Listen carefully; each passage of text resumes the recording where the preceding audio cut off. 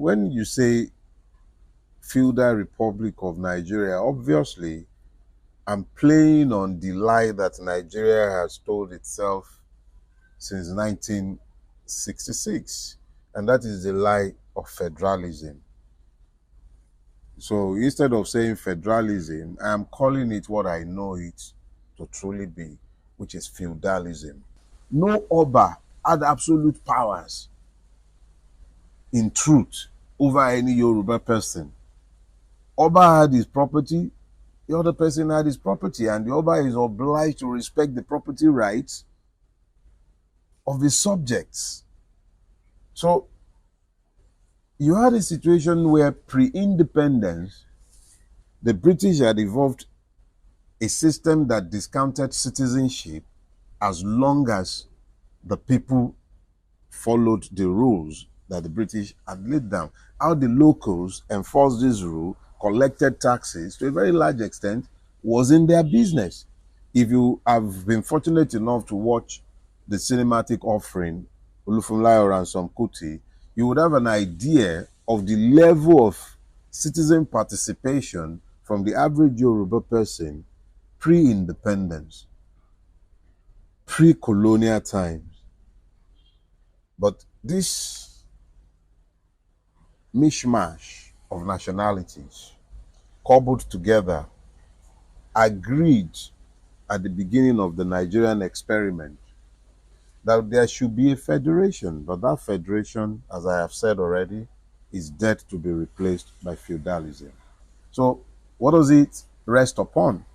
The first is weaponized ignorance, the acceptable stupefaction of those who should be citizens in order to condition them to accept each and every evil that the state propagates is evident within the Nigerian space. Nigeria spends little or nothing on education, has over 15 million children, youth, slapping the streets unemployed, school age, not going to school, has a massive population of youth unfit for any gainful employment of any sort because they have not been offered any training of any sort. No training, nothing. Largely drug addicted. That is not by accident.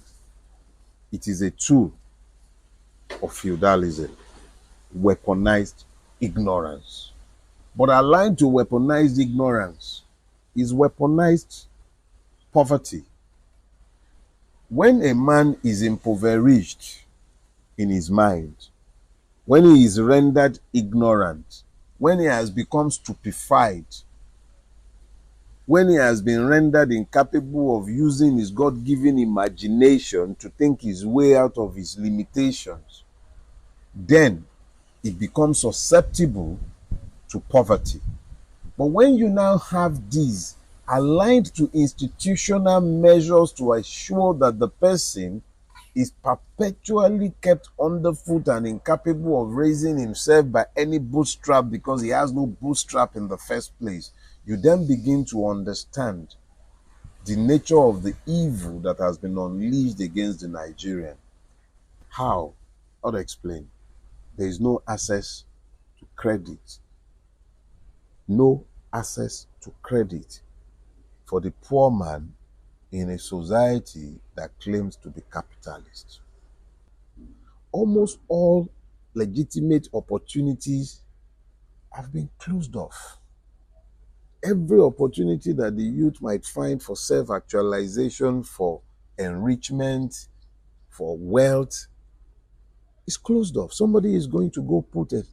The system would license someone to have a toll gate so that the wealth, however little that these imaginative young persons might make, eventually comes back to the system. I need not speak too long. Look at what they are doing with the UAE thing. After shamelessly posturing for over a year about how they have reopened the Dubai route to Nigerians, I don't know what anybody is looking for in that place. Yeah, it's a beautiful country, but they are more than racist. Theirs is even worse. But At the end of the day, Nigerians need some escape. And what have they done again? Find a way to put a toll gate there so that the Nigerian desirous of traveling to UAE pays through his nose. They don't even think about the effect these have on our country, the image of the country. And yet they'll be talking about Hush Puppy, and there is Hush Daddy, Hush Dom, Hush Bingo, Hush everything up and down the place. The system ensures that, one, there is no light. You don't have public power supply. There is energy poverty. To even power generator in order to do anything productive is next to impossible. The multiple taxes that are there to squeeze anyone who is able to do anything is almost like trying to grow something on rocky surfaces. Nigeria appears to have become a killing field for ideas, for ingenuity. The average person who should be thinking of starting industries are thinking that their monies are better invested in running away from the country. That is the level of weaponized poverty that has been unleashed. People are not migrating, they are escaping because the system has deliberately weaponized poverty against those living in the environment. Federalism has been completely asphyxiated. Everything centralized. The Supreme Court delivered a ruling or a judgment in recent days. And a lot of people are busy jumping up and down the place, celebrating what they are calling local government autonomy. And I laugh. I laugh because I realized that Fela was completely right when he said something in his time, it will take 20 years to understand him. When one is dealing with a people who have been focused on existential consideration, whose preoccupation is essentially about what they are going to eat, how they will survive, it becomes difficult to engage their imagination in envisioning the future that is being designed for them with avarice. Why do I say this? Tinubu built his reputation as a Democrat and a Federalist on the back of the brilliant assault carried out on the 1999 fraud by his Attorney General in Lagos State, Professor Yemi Osinbajo. And a series of cases went all the way to the Supreme Court. And I'm sure you would all remember the celebrated one about local government between himself and General Obasanjo, Lagos, and the federal government.